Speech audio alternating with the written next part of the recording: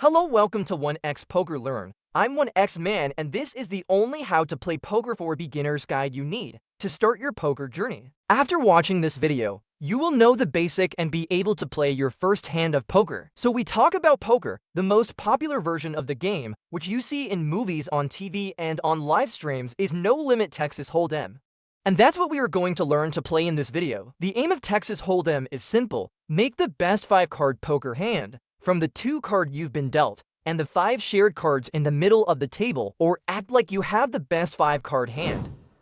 So what beats what? Well, let's run through the official hand rankings, starting at the bottom and working our way to the top. The worst you can have is a high card, no 2 card are the same, and the 5 card don't connect in any other way. Ideally, you'd like to have at least 1 pair, 2 card of the same value. Aces are the highest pair, and a pair of 2 is the lowest. 2 pair is better, pretty self-explanatory. In this example, a pair of queen and a pair of 7.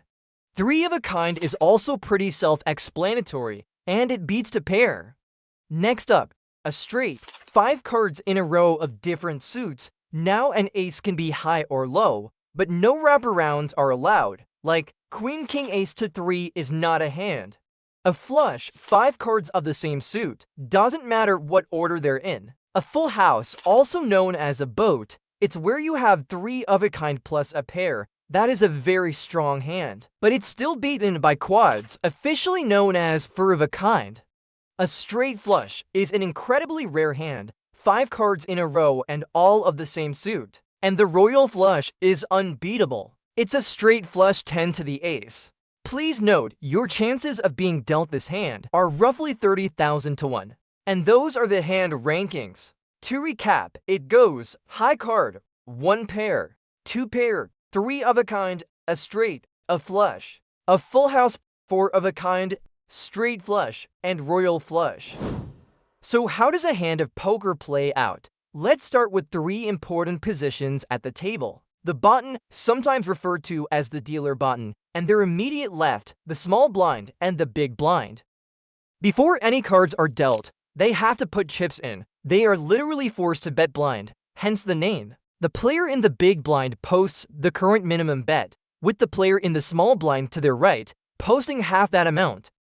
The cards will then be dealt in a clockwise order, starting with the player to the left of the button. Now, if you play online or at a casino, you won't have to worry about dealing, but if you're playing privately with friends, it's standard for the player with the dealer button to actually deal the hand.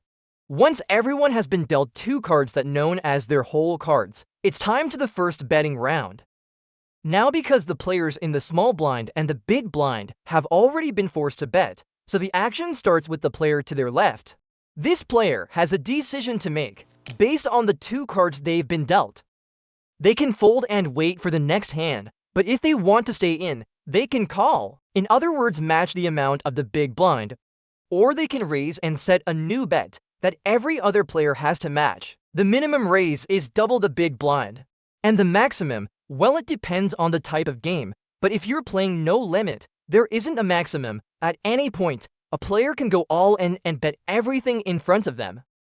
If a player raises and everybody else folds, the hand's over. But for the sake of argument, let's assume someone raises and 1 or more players match this bet.